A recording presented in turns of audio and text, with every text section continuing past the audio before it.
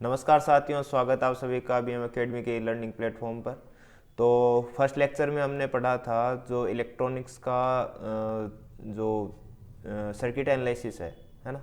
तो circuit analysis के बारे में हमने पढ़ा था। उसमें जो सिंपल सिंपल आपकी जो डेफिनेशन थी वो हमने देखा था कि ब्रांच क्या होती है, लूप क्या होता है, नेटवर्क क्या होता है, मतलब जाल क्या होता है, और 4 टर्मिनल नेटवर्क, 3 टर्मिनल, 2 टर्मिनल, उनके बारे में अच्छे से हमने पढ़ा था। ठीक है। और आज हम क्या है शुरू करने वाले हैं किरचॉफ के नियम। ठीक है। जो अपना सेकंड लेक्चर है। ठीक है। तो किरचॉफ का मेन अपना क्या रहेगा कि जो आपका थ्योरेटिकल पोर्शन इस पेपर में बहुत ज़्यादा है। ठीक है। तो मैं क्या करूँगा, थ्योरेटिकल पोर्शन पहले आपको जो डेफिनेशन है वो पहले लिख दूंगा, और जो आपको समझाने वाली चीज़ें हैं, जो डेरिवेशन है, वो हम अच्छे से समझ के और करेंगे। ठीक है। न्यूमेरिकल्स हैं, डेरिवेशंस हैं। ठीक है। तो शुरू करते हैं। तो किरचॉफ का लॉ क्या है? किरचॉफ के लॉ आपने 11th स्टैंडर्ड में पढ़े हैं शायद, 11th 12th में।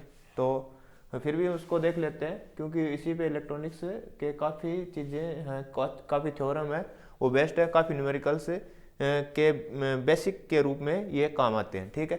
तो फर्स्ट लॉ क्या कहता है, किरचॉफ का फर्स्ट लॉ, कि इस नियम के अनुसार किसी परिपथ की संधि या नोड नोड बोल दीजिए, संधि बोल दीजिए, पर कुल विद्युत धाराओं का बीजीय योग क्या होता है, एल्जेब्रिक सम क्या होता है, शून्य होता है। ठीक है। तो कुल विद्युत धाराओं का बीजीय योग शून्य होगा, किस पे, संधि या नोड पे। तो बेसिकली इसका मतलब क्या हुआ,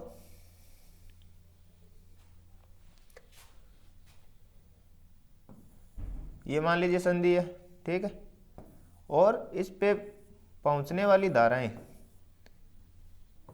ठीक है, और संधि से निकलने वाली धाराओं का जो सम है ना, वो क्या होगा, जीरो होगा। ठीक है। मतलब उनका एल्जेब्रिक सम जीरो होगा, बीजीय योग जीरो होगा। तो मान लीजिए ये है I1, ये मान लीजिए I2, ये मान लीजिए I3, और ये I4, और ये धारा है I5। ठीक है। तो इनका जो एल्जेब्रिक सम है वो कर देते हैं I1 plus I2 plus I3 और minus I4 minus I5 equals to क्या होगा, जीरो। यहाँ पे आप देख रहे हो कि यहाँ पे पॉजिटिव साइन ले रहे हैं सर, और यहाँ पे नेगेटिव साइन ले रहे हैं। वो क्यों? वो इसलिए ले रहा हूँ क्योंकि जो ये संधि है, इस पे क्या होता है, जो पहुँचने वाली धारा है उनको पॉजिटिव लिया जाता है, और जो संधि से दूर जाने वाली, मतलब संधि से निकलने वाली धाराओं को क्या लेते हैं, नेगेटिव। ठीक है। तो ये कॉन्सेप्ट याद रखना कि संधि पर पहुंचने वाली धाराओं को हमेशा पॉजिटिव लेते हैं, और संधि से निकलने वाली धाराओं को क्या लेते हैं, नेगेटिव। ठीक है। तो इसलिए मैंने इसको पॉजिटिव और नेगेटिव लिया है। ठीक है। तो इसमें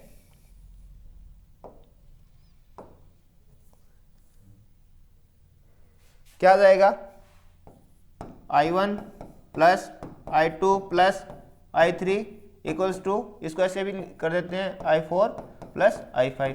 ठीक है, हो सकता है ऐसा। ठीक है। सिंपल मैंने I4 और I5 को इक्वल्स के इस तरफ ले आया। ठीक है। तो क्या मतलब हुआ इसका, कि संधि पर पहुंचने वाली धाराएं बराबर किसके होगी, संधि से निकलने वाली धाराओं के। तो इसका मतलब क्या हुआ, इस नोड पे कोई भी आवेश क्या नहीं होगा, संचय नहीं होगा, मतलब उसका एक्यूमुलेशन इस पे नहीं होगा। ठीक है। आवेश यहाँ पे नहीं रुकेगा, मतलब कोई भी आवेश यहाँ पे नहीं रुकेगा। तो इसका मतलब क्या हुआ, पूरे जो सर्किट है उसमें या ये बोलिए संधि पर क्या है, कोई आवेश नहीं रुक रहा। तो जो आवेश है वो टोटल आवेश क्या रहेगा, संरक्षित, मतलब जितनी इलेक्ट्रिसिटी करंट आएगा उतना ही करंट यहाँ से निकल भी जाएगा। ठीक है। तो इसको मैं लिख देता हूं कि संधि पर पहुंचने वाली धाराओं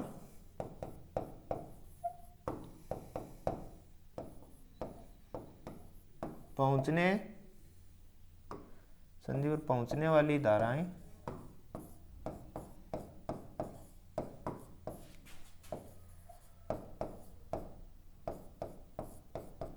बराबर किसकी होगी, संधि से निकलने वाले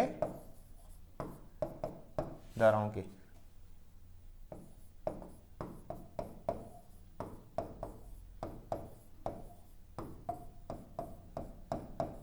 संधि से निकलने वाली धाराओं के, ठीक है, यह चीज आप याद रखना, ठीक है।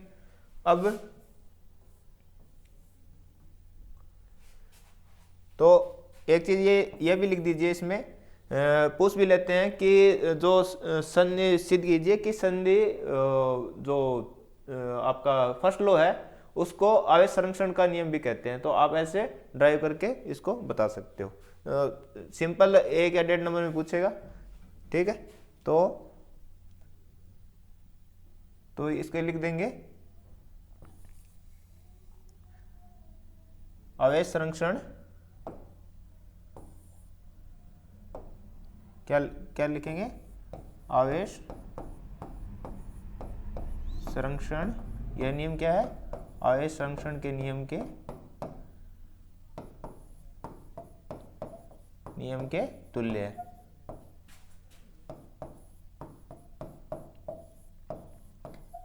आवेश संरक्षण के नियम के तुल्य है, ठीक है।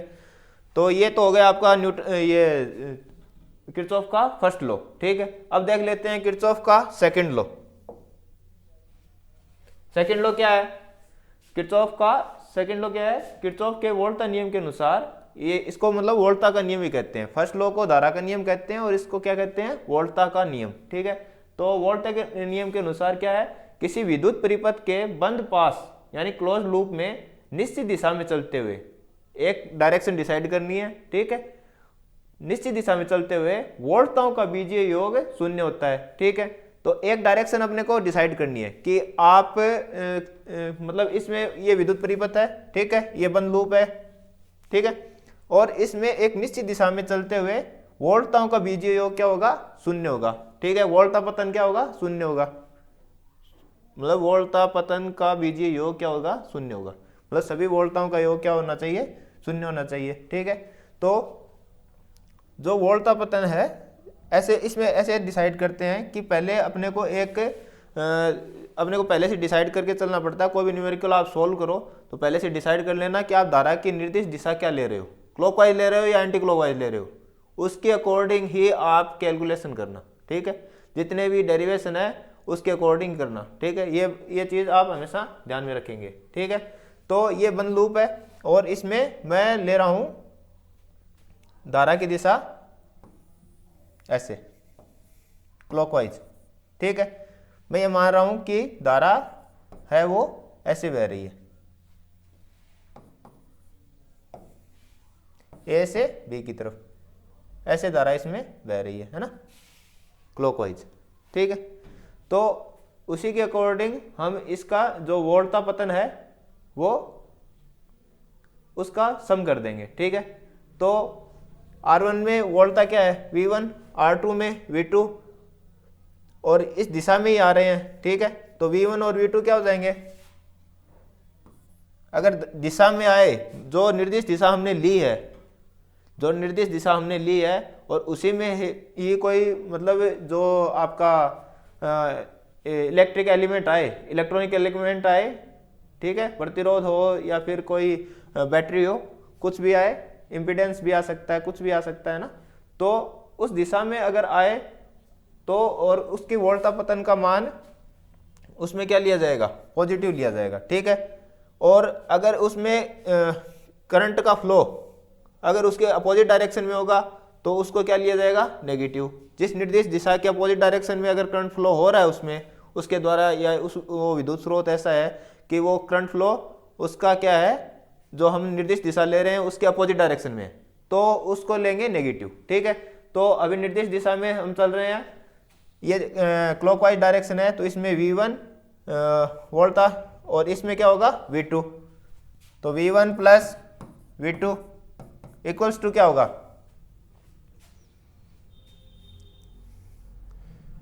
एक मिनट पहले आप पूरा लिख लीजिए, पूरी वोल्टताओं का बीजीय योग कर देंगे, ठीक है। तो V1 प्लस V2, फिर आगे चले, इसमें क्या है, वोल्टा पतन कैसे हो रहा है, पॉजिटिव नेगेटिव E2, ठीक है। फिर इस दिशा में चलेंगे तो इसमें अपोजिट डायरेक्शन में करंट है वो फ्लो कर रहा है ना इस विद्युत स्रोत से। तो E2 इसमें वोल्ट अपतन कैसे हो रहा है, नेगेटिव टू पॉजिटिव जा रहा है, और हम कैसे चल रहे हैं, पॉजिटिव टू नेगेटिव है ना।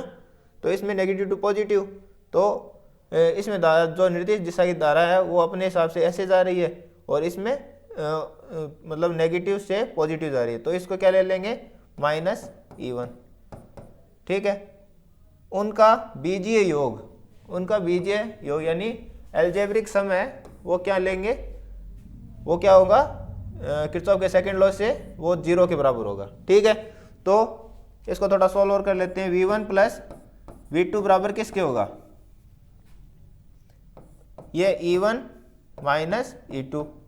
ठीक है, तो ऐसा कह सकते हैं कि विद्युत परिपथ में जो वोल्टापतन है वो बराबर होगा उस परिपथ, उस बंद पास लूप में जो भी विद्युत स्रोत होते हैं उनके विद्युत वाहक बल के बीजीय योग के बराबर। ठीक है, सिंपल सी बात है। ठीक है, तो V1 plus V2 equals to किसके हो जाएगा, E1 माइनस E2 के। ठीक है,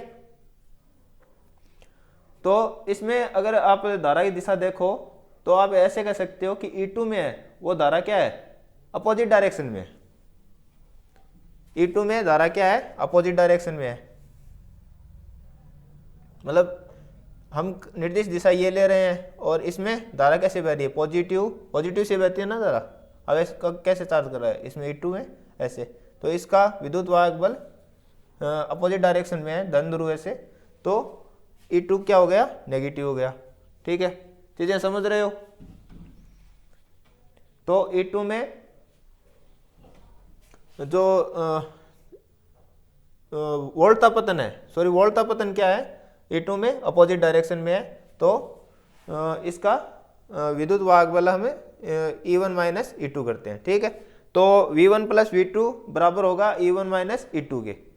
समझ में आई बात, कि जितने भी इस विद्युत परिपथ में, इस बंद लूप में अगर जो भी आपके इलेक्ट्रॉनिक्स एलिमेंट लगे हुए हैं उनके वोल्टापतन का मान जो उस परिपथ में जो विद्युत स्रोत लगे हैं, ठीक है, उनके विद्युत वाहक बलों के योग के बराबर होगा। सिंपल सी बात है।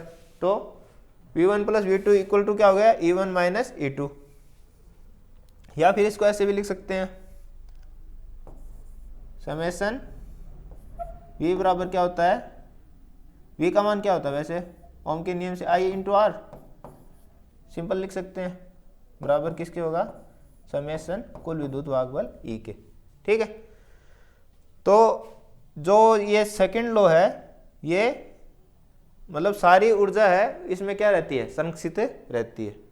इस विद्युत परिपथ में ऊर्जा है, बंद लूप में ऊर्जा क्या है, संरक्षित रहती है। ठीक है, तो करंट ऐसे फ्लो कर रहा है तो कोई भी जो एनर्जी है उसका लॉस नहीं हो रहा। ठीक है, तो कहीं भी कोई एनर्जी का लॉस नहीं हो रहा, वोल्टापतन इस डायरेक्शन में है तो। ठीक है, तो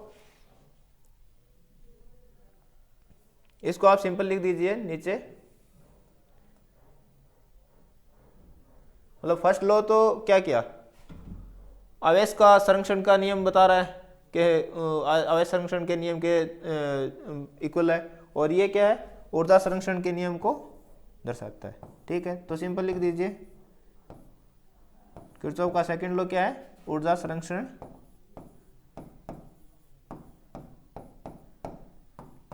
के ऊर्जा संरक्षण के नियम के तुल्य है। ठीक है,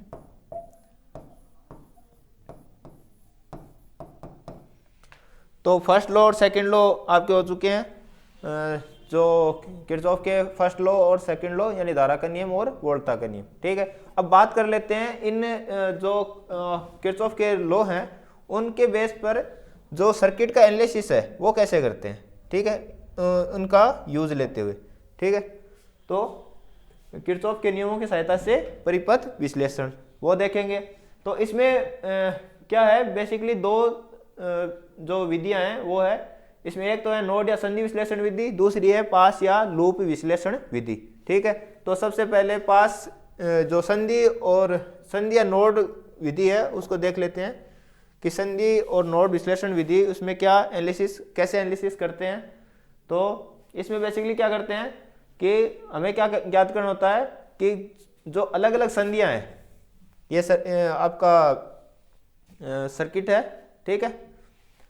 तो इसमें क्या है, अलग अलग संधियों पर क्या ज्ञात करना है, संधियों पर वोल्टता का मान ज्ञात करना है, ठीक है। जो वोल्टेज है उसका मान क्या होगा वो ज्ञात करना है।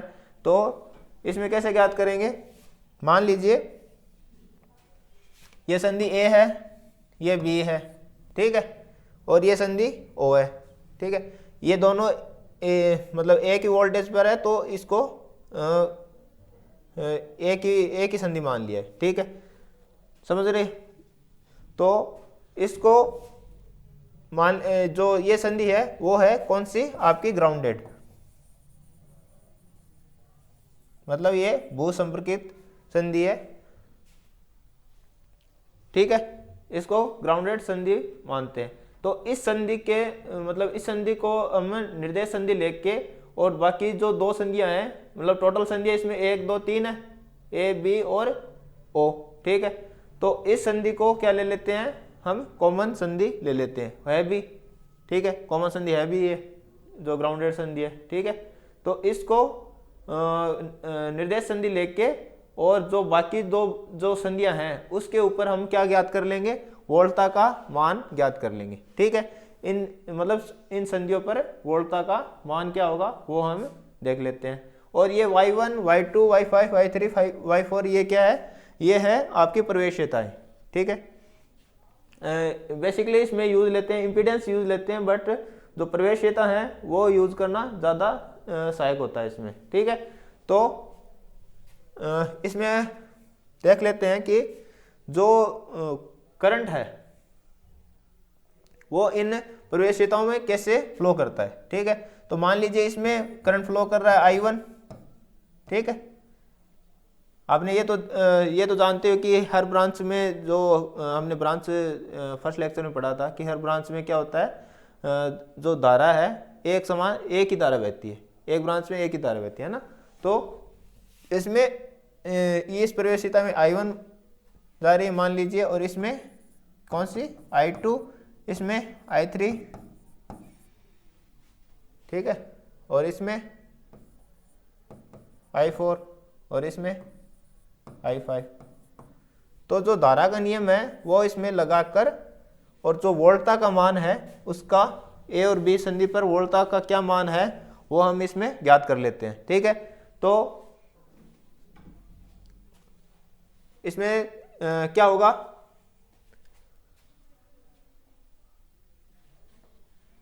धारा के नियम से क्या होगा, जो आपको पता है y1 इंटू I1,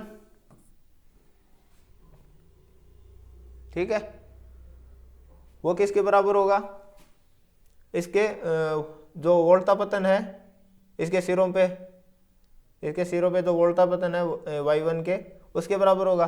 तो y1 equal to y1 into I1 किसके बराबर होगा, E, और ये है ये मान लीजिए यहाँ पे वोल्टता है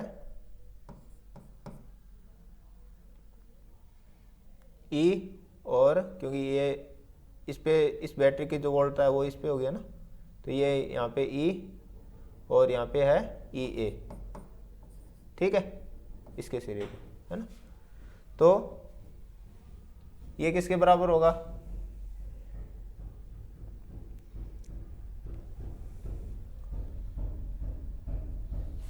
E प्लस EA। तो इसमें धारा का मान क्या है I1 और इसमें I2। तो A संधि पर हम क्या ज्ञात कर लेते हैं, वोल्टता का मान। तो पहले इसमें धाराएं देख लेते हैं, I1 I2 I3 वो क्या होगी, और उसके बाद B पर देख लेंगे जो I2 I5 और I4 धाराएं हैं, ठीक है, फिर उस पर वोल्टता का मान ज्ञात कर लेंगे। तो पहले A पर वोल्टता का मान ज्ञात करने के लिए जो सारी प्रवेशिताएं हैं उनमें धाराओं का मान देख लेते हैं, ठीक है। तो धारा नियम से क्या है, I1 I1 का मान क्या होगा, I1 किसके बराबर होगी,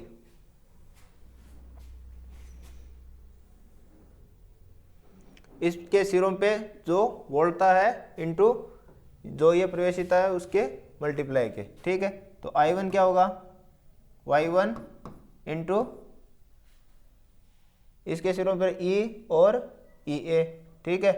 तो ये विभवपतन कैसे हो रहा है इसमें, E विभवांतर क्या है, E माइनस EA, ठीक है।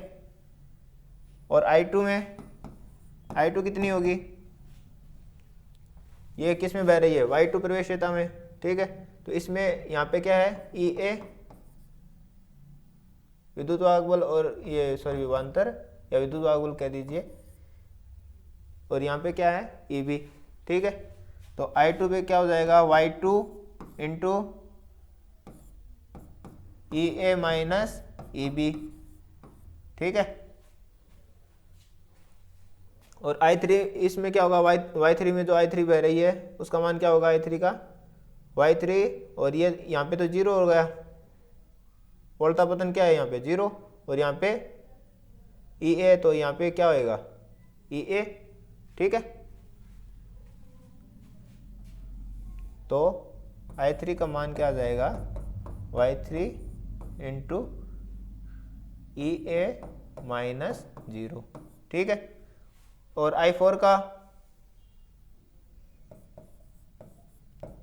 का मान, इसमें धारा क्या है, इसमें धारा क्या होगी, Y4 इंटू EB, और ये वोल्टा पतन इसके बराबर ही है, तो ये क्या होगा 0, क्योंकि ये 0 पे ही है, ठीक है, ग्राउंडेड है दोनों। तो Y4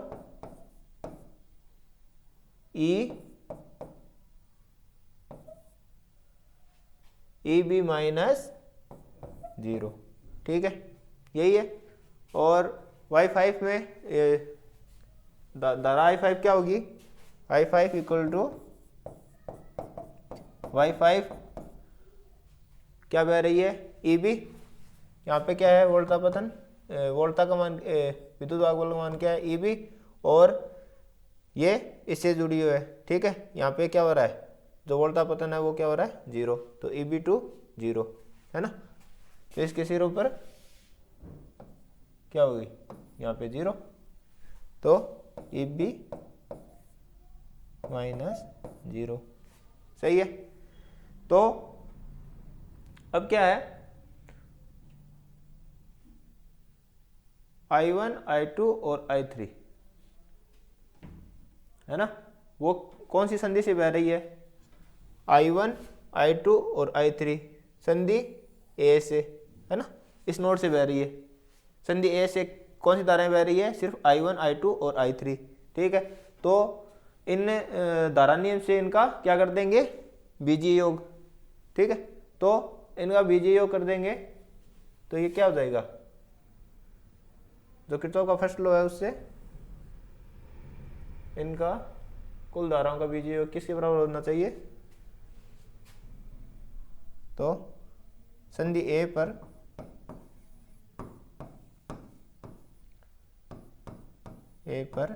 धारा नियम से,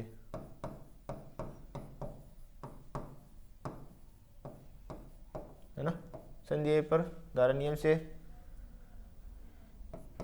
धाराएं क्या होंगी, धाराओं का बीजीय योग किसके बराबर होना चाहिए, 0 के, है ना। तो ये दिशा ले रहे हैं, ठीक है। तो ये होगी I1, संधि पर दिशा क्या है, इसमें संधि पर जो पहुंचने वाली धाराएं कौन कौन सी है, I1, और संधि से निकलने वाली I3 और I2, ठीक है। I2 इस संधि से निकल रही है, I3 भी निकल रही है, प्रवेश कौन कर रही है, I1, तो इसको लेते हैं पॉजिटिव।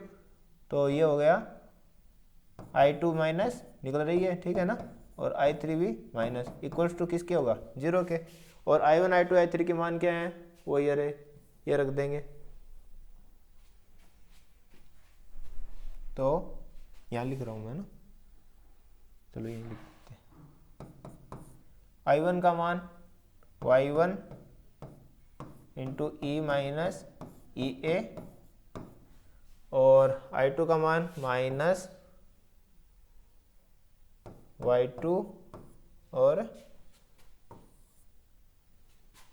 ई ए माइनस ई बी, ठीक है। I3 का क्या है, माइनस y3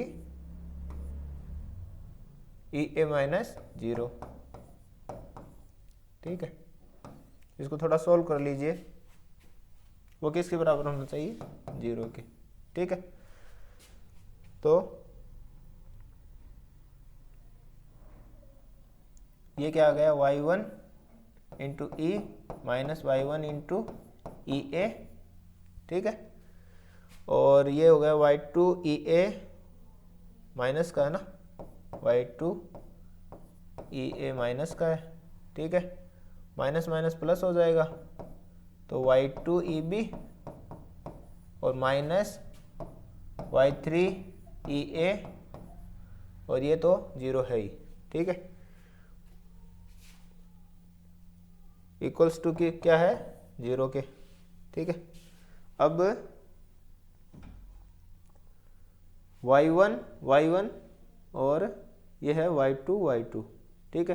तो y1 को नहीं, ई ए का ये है, ठीक है। हाँ, तो अपने को क्या निकालना है, जो वोल्टा का मान है ना संधि पर, ई ए का मान याद करना है, ठीक है। और बी संधि पर ई बी का मान याद करना है, वोल्टा का तो मान याद करना है, तो अपने को ई ए निकालना है ना।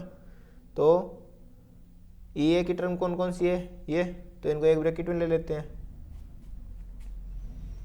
तो ये हो गया आपका ई ए कॉमन ले लिया इनमें, और माइनस को भी कॉमन ले लेते हैं ना, ये आ गया y1 और प्लस y2, ठीक है। एक टर्म तो ये आ गई। दूसरा ई बी को अलग कर देते हैं ना, अच्छा ई ए इसमें भी है क्या, अच्छा इसमें ई ए भी लो, ये भी लो, ठीक है। तो माइनस माइनस और ये बी है माइनस,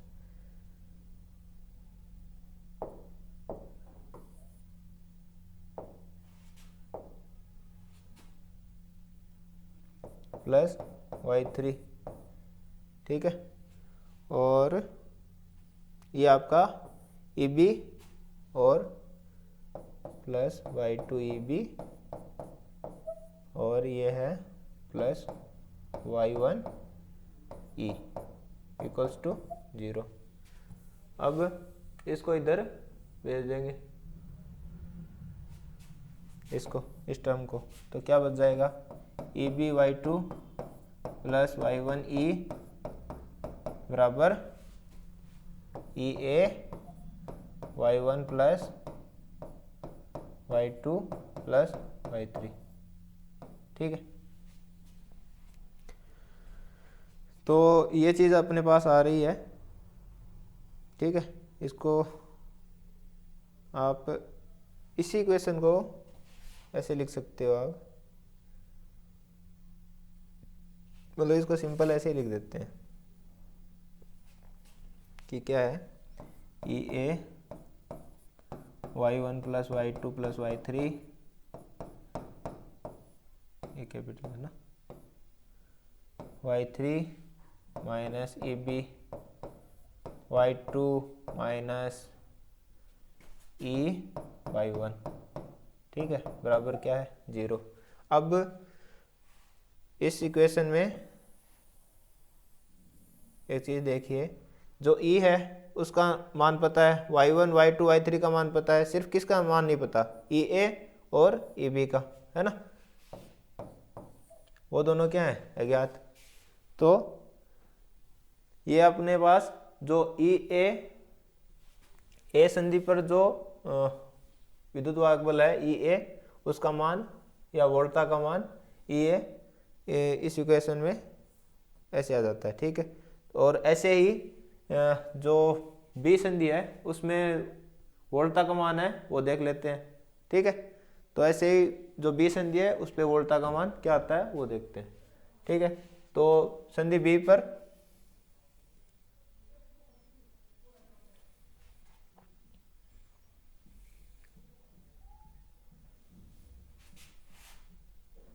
एक मिनट,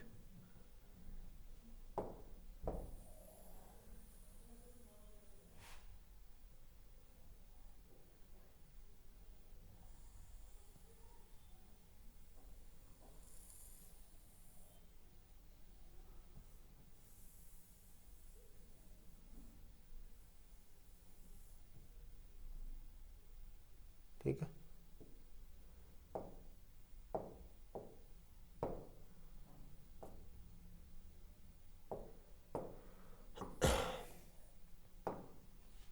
तो संधि बी पर क्या मान है वो देखेंगे। तो इस संधि बी पर कौन कौन सी धाराएं जा रही है, प्रवेश कौन सी कर रही है I2, निकल कौन सी रही है I4 और I5, है ना। इस संधि पर इस पर अपने को क्या ज्ञात करना है, वोल्टा का मान, जो कि क्या होगा EB, है ना। तो इस पे वोल्टा का मान देखते हैं क्या आएगा। तो वैसे ही धारा संधि बी पर धारा नियम से, है ना। तो संधि बी पर धारा नियम से, ठीक है। तो कौन कौन सी धाराएं प्रवेश कर रही है, प्रवेश कर रही है उन धाराओं को क्या लेते हैं, किरचॉफ के फर्स्ट लॉ से पॉजिटिव I2, और फिर निकल कौन सी रही है I5 और I4, है ना। वो बराबर क्या होगी, उनका बीजीय योग बराबर किसके होगा, 0 के। यह है किरचॉफ का फर्स्ट लॉ से हमने संधि बी पर वो जो धाराएं हैं उनको दिखाया है, ठीक है। और इनका मान रख देंगे, वो अपने पास है I2 का क्या है Y2EA माइनस EB, और I5 का क्या है Y5 और EB माइनस 0, और माइनस I4 का क्या है Y4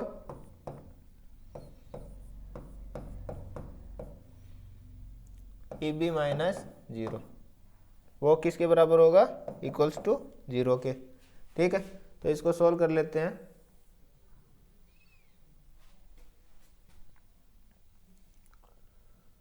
ये आ गया Y2EA minus Y2EB minus Y5EB, ये तो 0 हो गया, ठीक है। माइनस Y4EB बराबर क्या होगा 0 के, ठीक है। अब EB में इक्वेशन देख लेते हैं। तो ये टर्म EB, ये भी EB में है और ये भी EB में, ठीक है। तो क्या आ जाएगा, माइनस कॉमन ले लीजिए और EB कॉमन ले लिया, तो ये आ गया Y2 और Y5 प्लस Y4, ठीक है। और क्या टर्म है इसमें, EA, है ना। तो ये हो गया आपका प्लस Y2EA, और कुछ तो नहीं है ना।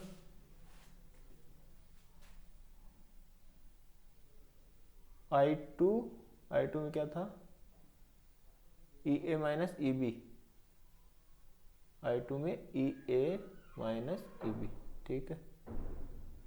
और इसमें EB minus 0, EB minus 0, EB minus 0, EB minus, ठीक है। तो अपने पास क्या आ जाती है इक्वेशन, ये बराबर 0 के है, ये आ गई Y2EA minus EB Y2 plus Y5 plus Y4, वो बराबर किसके, 0 के। तो एक इक्वेशन अपने पास जो बी संधि पर है वो ये आ जाती है। तो समीकरण 1 व 2 से क्या है, अब आप इसमें देखिए अननोन क्या क्या है इसमें, EA और EB, है ना। Y2 Y5 Y4 का मान पता होगा आपको, और यहाँ पे Y2 है, ठीक है। ऐसे इसमें EA और EB दो ही चीज़ क्या है, अननोन है, ठीक है। तो संधि इन दोनों इक्वेशन को सॉल्व करके, इन दोनों इक्वेशन की सहायता से सिंपल क्या निकाल लेंगे, EA और EB का मान निकाल सकते हैं, ठीक है। तो समीकरण 1 व 2 से ई ए व ई बी का मान ज्ञात कर संधि ए व बी पर क्या निकाल लेंगे, वह बी संधि ए व बी पर वोल्टा का मान ज्ञात हो जाता है।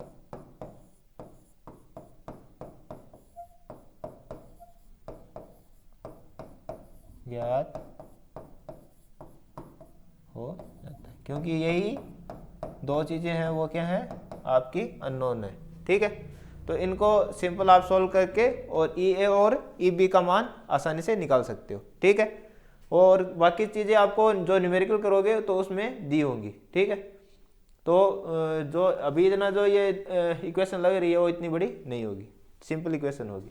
ठीक है, तो ये तो हो गया आपका नोड या संधि विश्लेषण विधि, ये विधि होती है। और नेक्स्ट अपनी क्या है, पास या लूप विश्लेषण विधि। ठीक है, तो पास या लूप विश्लेषण विधि में क्या करते हैं कि ये कोई सर्किट है, ठीक है, परिपथ है, और इसमें प्रवाहित धारा का मान क्या, जो इसमें प्रवाहित धारा है किसमें, इसके जो बंद पास है उनमें जो प्रवाहित धारा है उनका मान ज्ञात करना होता है। ठीक है, तो किसी बंद परिपथ में, किसी परिपथ के जितने भी लूप हैं उनमें प्रवाहित धारा का मान क्या होगा वो ज्ञात करने के लिए इस विधि का यूज लिया जाता है। ठीक है, तो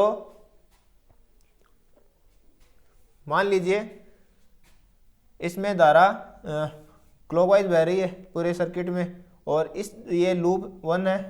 ठीक है, ये मैं मान रहा हूँ 2 लूप है और ये 3 लूप है। ठीक है, ये 3 बंद पास मैंने डिसाइड कर रखे। ठीक है, और इनमें अलग अलग धाराएं, इसमें मान रहा हूँ मैं I1 बह रही है। ठीक है, और इसमें पूरे में क्या बह रही है I2, और इसमें बह रही है I3, है ना। I1, I2 और I3 इनमें धाराएं बह रहे हैं। ठीक है, तो परिपथ में विभिन्न पास में और I1, I2, I3 का मान क्या होगा वो अपने को ज्ञात करना है। ठीक है, तो प्रथम पास में क्या करेंगे, इन सभी पास में क्या कर लेंगे, वोल्टा नियम से इनको सोल्व कर लेंगे। ठीक है, वोल्टा नियम से जो किरचॉफ का सेकंड लॉ है, लूप विश्लेषण किरचॉफ का सेकंड लॉ वोल्टा का नियम है, उससे हम इसको सोल्व कर लेंगे। ठीक है, तो प्रथम पास के लिए क्या होगा,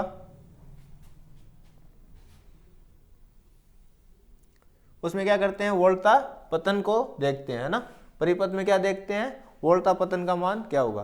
तो वोल्टा पतन का मान प्रथम पास या प्रथम लूप में वोल्टा नियम से, है ना, वोल्टा नियम से वोल्टा पतन क्या होगा वो देख लेते हैं। ठीक है, तो वोल्टा नियम क्या कहता है कि जो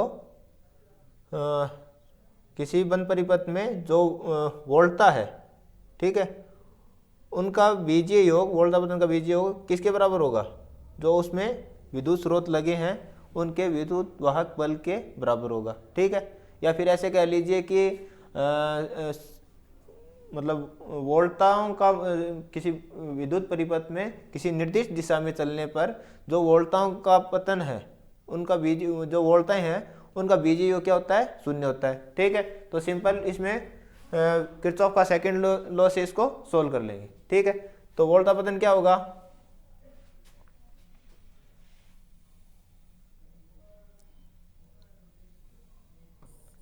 धारा इसमें ये प्रतिबाधाएं हैं। ठीक है, प्रतिबाधाएं होती है आपके प्रतिरोध की तरह ही है।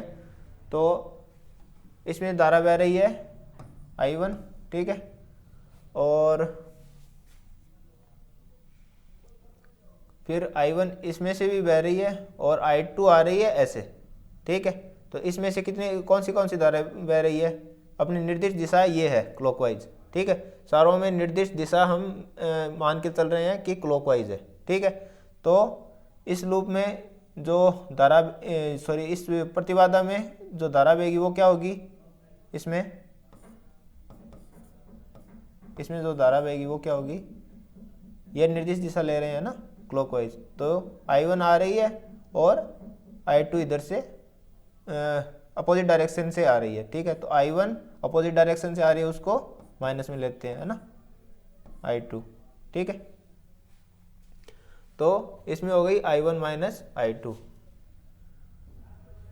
और फर्स्ट लूप में बस यही दो है, Z1 और Z3, ठीक है। तो प्रथम पास के लिए जो वोल्टा का मान है वो क्या हो जाएगा? I1 इंटू Z1, V बराबर I इंटू R से, है ना। तो I1 इंटू Z1 और क्या होगा? प्लस Z3 इंटू क्या है? I1 माइनस I2, है ना। वो बराबर वोल्टा पतन का मान, या फिर ऐसे बोल दिए वोल्टा का बीजीय योग क्या होता है? 0, और माइनस इसमें धारा ऐसे बहती है ना, या फिर ऐसे कह दीजिए ये बराबर होगा वोल्टा का बीजीय योग उसमें जो विद्युत स्रोत जुड़े हैं उसके बराबर होगा, ठीक है। विद्युत स्रोत के विद्युत वाहक बल के, तो वो बराबर इसमें इस लूप में सिर्फ E जुड़ा है ना, ये एक विद्युत स्रोत जुड़ा है, ठीक है। तो बराबर इसका विद्युत वाहक बल हो गया E के, ठीक है।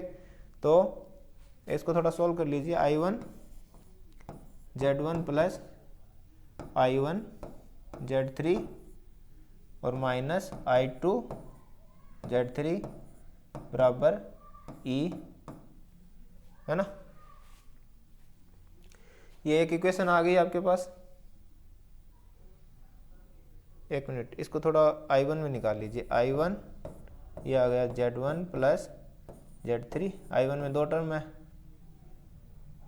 ठीक है, और ये हो गया माइनस I2 और Z3 बराबर E। तो इसमें थोड़ी डेरिवेशन लंबी हो गया ना, थोड़ा ध्यान से देखते रहिए। Z1 plus Z3 into I1 minus Z3 into I2 equals to E। ये तो आपके पास आ गई प्रथम जो लूप है, जो फर्स्ट लूप है उसका समीकरण, है ना। एक तो ये आ गया, और उसमें धाराएं कौन सी हैं? I1 और I2, ठीक है। तो इसमें वोल्टा पतन से हमने सिंपल जो किरचॉफ का सेकंड लॉ है वो लगा के इसमें वोल्टा पतन का मान देख लिया, ठीक है। अब बारी आती है लूप सेकंड की, है ना। तो ये लिख देता हूं मैं, सेकंड लूप में क्या करना है? वोल्टा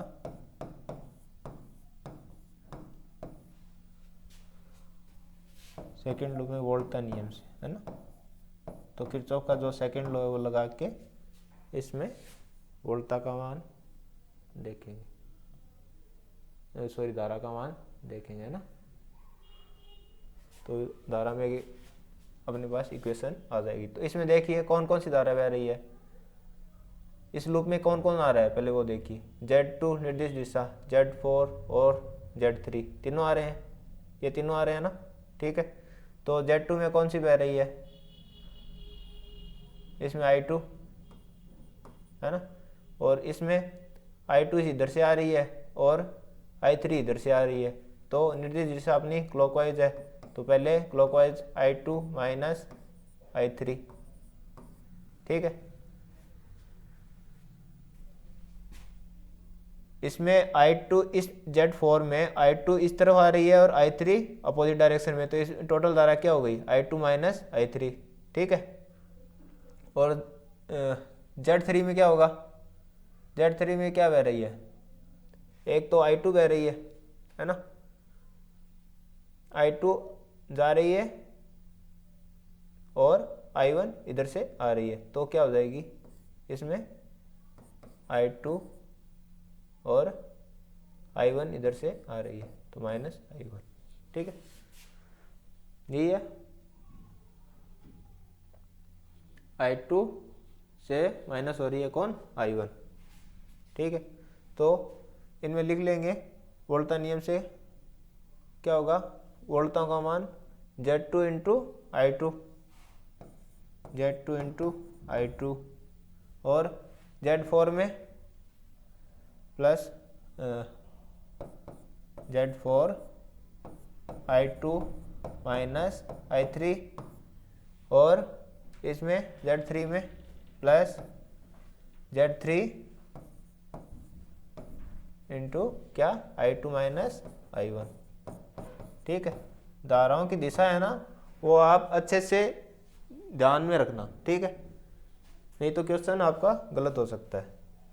ठीक है, वो बराबर किसके होगा, ये सारा वोल्टा है वो लिख ली इस लूप सेकंड में, वो किसके बराबर होगा, यहाँ पे कोई विद्युत स्रोत तो लगा नहीं तो कोई विद्युत वाहक नहीं होगा, तो वो बराबर होगा, कोई विद्युत वाहक नहीं लगा तो 0 के। ठीक है, तो इसको थोड़ा सोल्व कर लेते हैं। Z2 I2 plus Z4 I2 minus Z4 I3 plus Z3 I2 minus Z3 I1।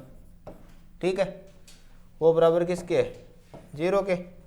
अब ये देखिए I1 I2 और I3 में जो कॉमन टर्म है उनको चुनिए। ठीक है, तो इसमें I2 की ये है और एक आपका I2 का ये है और I2। ठीक है, 3 टर्म है, इनको एक साथ लिख दीजिए तो I2 इसमें कॉमन आ जाएगा और ये हो जाएगा Z2 plus Z4 plus Z3 और ये आ गया I2। ठीक है, और कुछ I3 और I1। ठीक है, माइनस Z4 I3 है और ये है Z3 I1 माइनस का। ठीक है, बराबर है 0। यही है Z4 I3 और माइनस Z3 I1। ठीक है, तो ये इक्वेशन जो सेकंड लूप है उसका ये आ गया। ठीक है, अब ऐसे ही क्या निकाल लेंगे, जो थर्ड लूप है उसमें जो प्रतिबाधाएं हैं उनमें धारा का मान निकाल लेते हैं। ठीक है, तो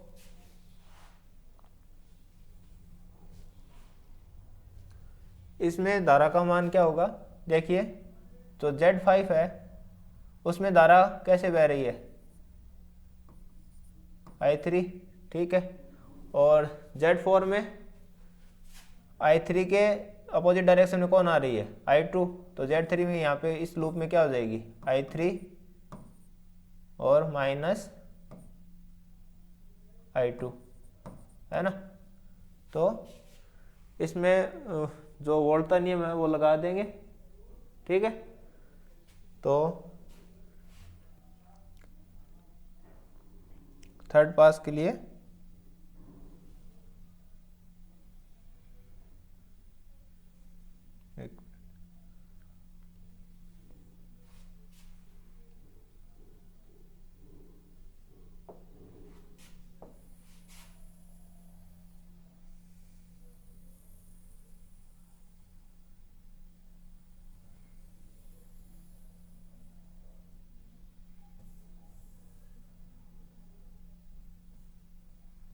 तो जो आपका थर्ड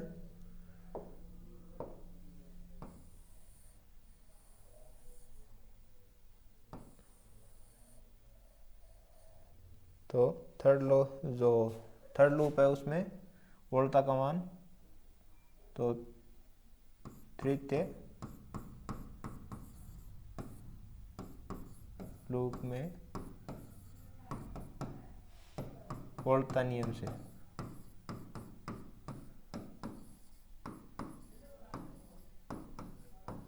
ठीक है, तो क्या है Z5 और Z4 का देखना है ना। तो Z5 धारा कौन सी बह रही है इसमें, I3, ठीक है। और कौन है Z4,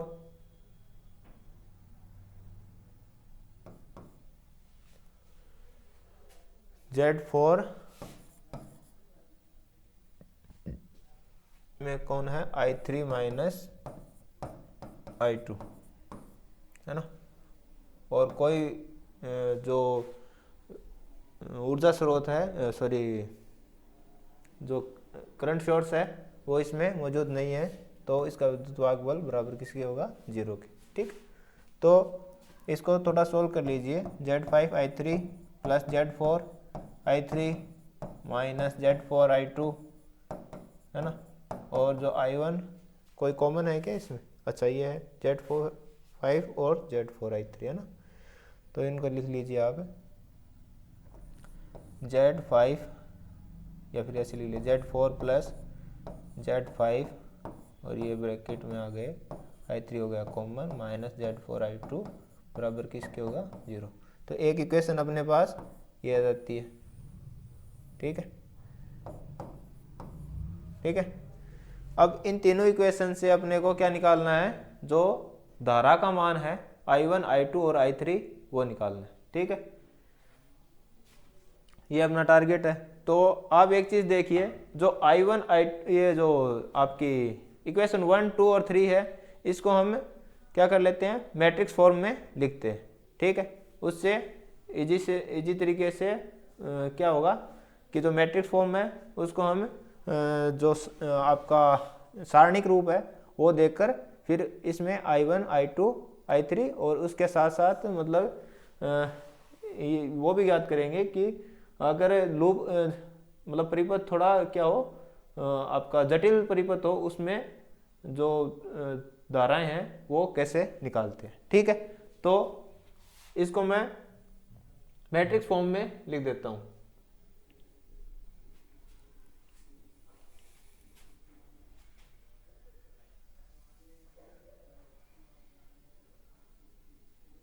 एक काम करते हैं, इसको इधर ले आते हैं ना।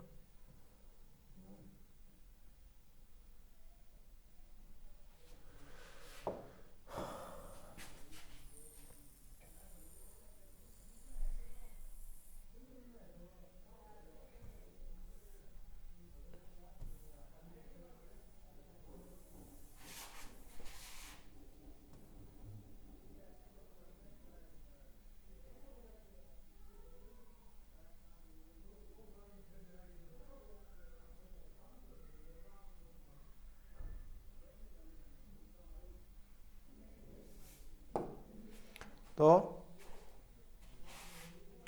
सिंपल इक्वेशन 1 2 और 3 को हमको क्या लिखना है, मैट्रिक्स फॉर्म में, ठीक है।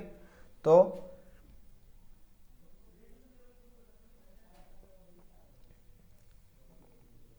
क्या लिखेंगे, जो Z है उसको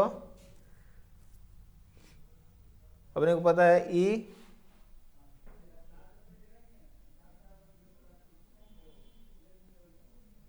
E बराबर क्या होता है,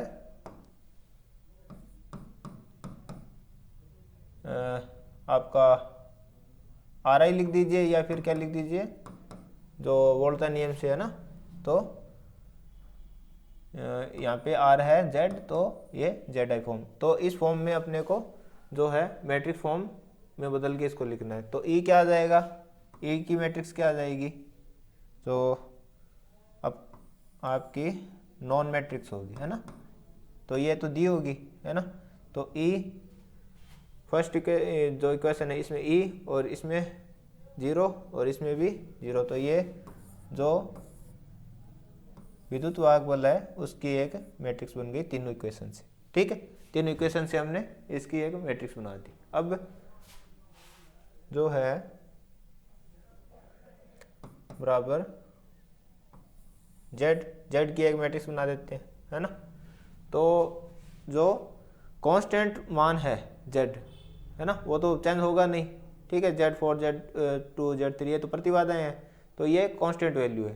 तो इनमें जो I1 और I2 और I3 के जो आपके गुणक है उनको मैग्नीट्यूड है, इनको क्या लिख लेंगे, Z के मैट्रिक्स के रूप में लिख लेंगे। तो मैं यहाँ पे I1 का गुणक लिखूंगा, फिर I2 का, फिर I3 का, फिर इससे अपने पास एक मैट्रिक्स आ जाएगी। ठीक है, किसकी, Z की। तो ये हो जाएगी Z1 प्लस Z3। ठीक है, और फिर I2 का गुणक कौन है, Z3 माइनस Z3, और I3 का मान इसमें है नहीं, I3 का कोई गुणक है नहीं, तो वहाँ पे सिंपल 0। ठीक है, और इसमें क्या होगा, Z2 plus Z4 plus Z3। ठीक है, ओ सॉरी, ये तो I1 का था ही नहीं, I2 का ही है। तो I1 का गुणक इसमें क्या है, I1 का गुणक है Z3, है ना, वो क्या है, माइनस का, तो माइनस Z3। I2 का गुणक कौन है, Z2 plus Z4 plus Z3। ठीक है, और I3 का गुणक कौन है, I3 का गुणक है माइनस का Z4। ठीक है, तो ये 3 ऐसे कॉलम बन जाएंगे। वैसे ही इक्वेशन 3 में क्या है, I1 का गुणक, I1 का कोई मान नहीं है इसमें, तो I1 का गुणक, I1 खुद ही नहीं है, तो इसका मान गुणक भी नहीं है, तो और इसका मान क्या है, 0। और I2 का क्या है, Z4 माइनस का, माइनस Z4। ठीक है, और I3 का क्या है, Z4 प्लस Z5। तो ये है आपका Z4 प्लस Z5। ठीक है, पॉजिटिव और नेगेटिव का ध्यान रखना। ठीक है, कि किस पे जो प्लस का है और कौन सा माइनस का है, इनटू I कौन कौन सी है अपने पास, I1 I2 और I3। ठीक है, तो एक मैट्रिक्स इनकी सिंपल ये बन जाएगी, I1 I2 और I3। ठीक है,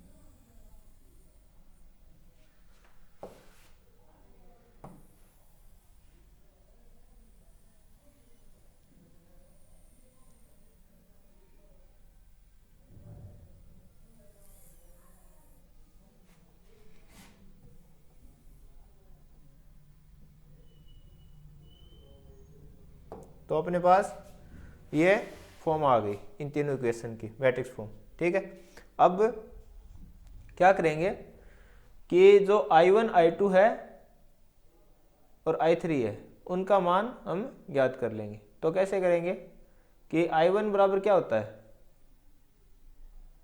I1 का मान निकाल लेंगे। तो क्या करेंगे, जो ये मैट्रिक्स है Z, इस मैट्रिक्स में जो फर्स्ट कॉलम है उसको रिप्लेस कर देंगे, किससे, इससे। ठीक है, मतलब यही तो होता है, जो इस मैट्रिक्स का के फर्स्ट कॉलम को इससे रिप्लेस कर देंगे तो वो I1 का मैट्रिक्स बन जाएगा। ठीक है, या फिर ऐसे कह दीजिए कि ई में इसका Z का हम क्या दे रहे हैं, भाग। तो इसमें इससे क्या हो जाएगा, जो I है उसकी मैट्रिक्स का जो कंपोनेंट है इसके, वो ज्ञात हो जाएंगे। तो I1 कैसे निकाल लेंगे, पहले आप एक काम करो, I1 निकालेंगे इसका सारणिक रूप से। ठीक है, तो निकालनी तो ऐसे ही है कि क्या करेंगे, Z मैट्रिक्स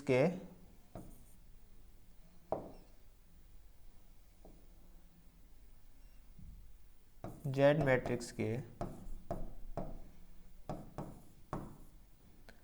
फर्स्ट कॉलम को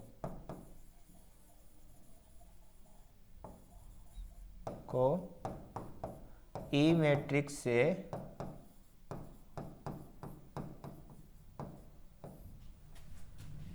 प्रतिस्थापित कर, यानी रिप्लेस कर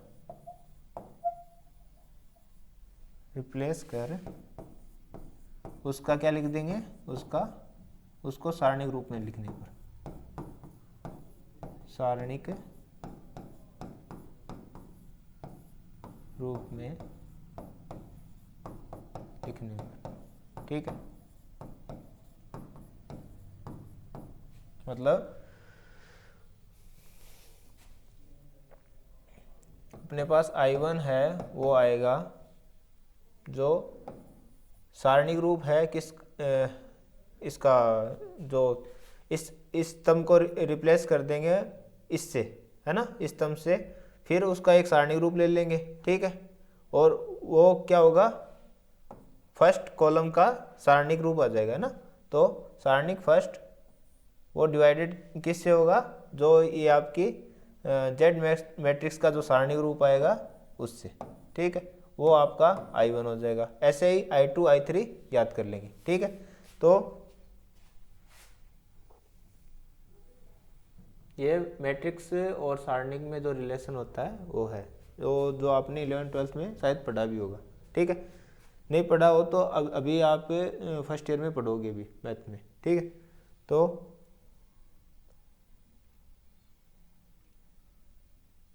इसका आ जाएगा आपका, अपने क्या निकालना है, सारणिक रूप किसका, फर्स्ट कॉलम के लिए, है ना। तो सारणिक फर्स्ट इक्वल टू, इसको रिप्लेस करके लिखना है ना।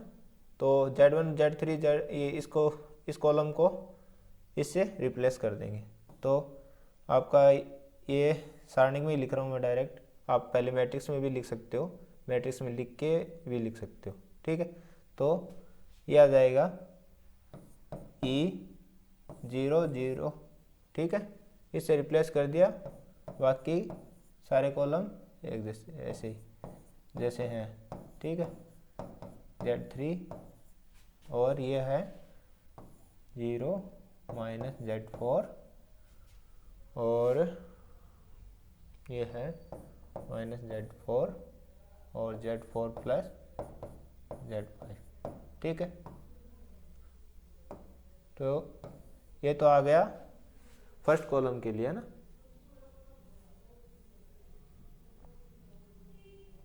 तो I1 धारा के लिए ये फर्स्ट कॉलम का सारणिक रूप है वो आ गया है, ठीक है। अब निकालना है अपने को क्या, ये तो निकला हुआ ही है, इसका सारणिक, इस जेड मैट्रिक्स का क्या लिख देंगे, सिंपल सारणिक रूप, ठीक है।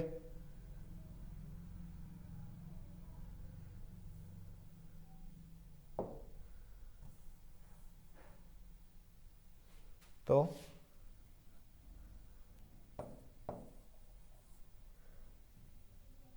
जेड मैट्रिक्स का जो सारणिक रूप है वो लिख दूंगा मैं, क्या होगा, simple Z1 plus Z3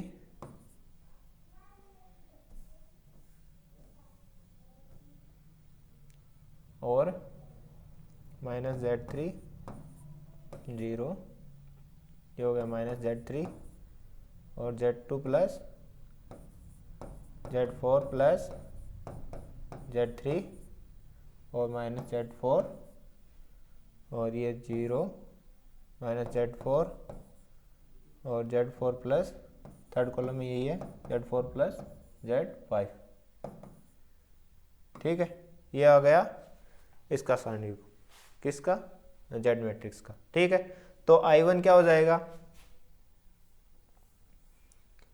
I1 का मान क्या आएगा, I1 बराबर हो जाएगा, जो ये सारणिक है फर्स्ट कॉलम के लिए वो डिवाइडेड बाय डेल जेड, ठीक है।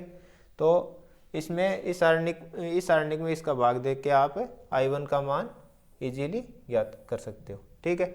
और जो न्यूमेरिकल होंगे उसमें तो सिंपल आपको इसके सब के मान ज्ञात होंगे, है ना।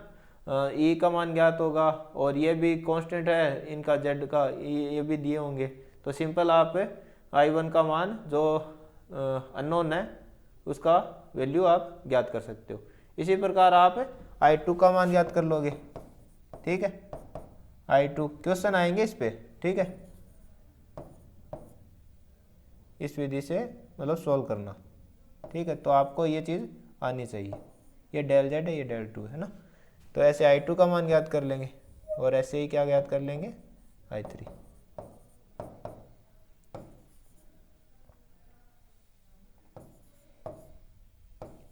सारणिक z। ठीक है, तो ऐसे मान लीजिए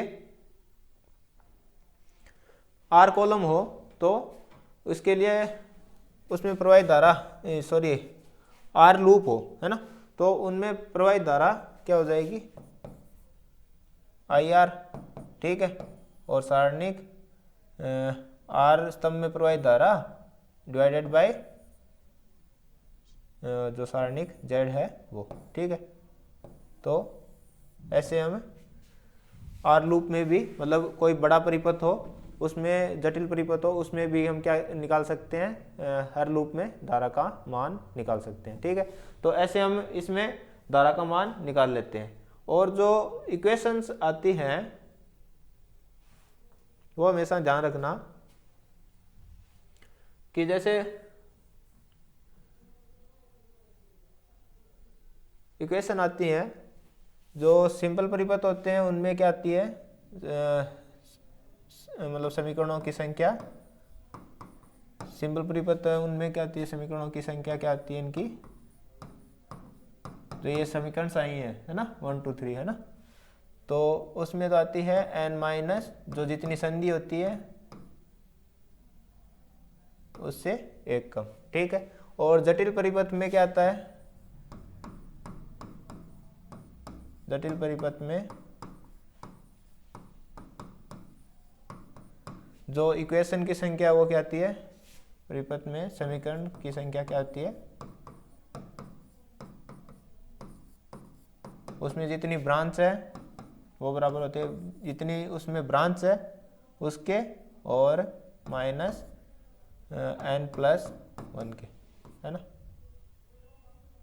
-n+1 है शायद। ठीक है, तो बेसिकली आपको सिंपल इस तरीके से मतलब कितने भी जो लूप हैं उनमें धाराओं का मान ज्ञात कर सकते हो। ठीक है, तो आपको ऐसे मतलब क्वेश्चन दिए आएंगे और आप इस तरीके से उसको सॉल्व कर सकते हो। तो आज हमने जो किरचॉफ के फर्स्ट सेकंड लॉ हैं वो और जो सर्किट एनालिसिस की 2 विधियां हैं वो पढ़ी है। ठीक है, ठीक है, तो नेक्स्ट लेक्चर में हम नए टॉपिक के साथ मिलेंगे। तो तब तक के लिए मस्त रहिए, स्वस्थ रहिए। जय हिंद, जय भारत।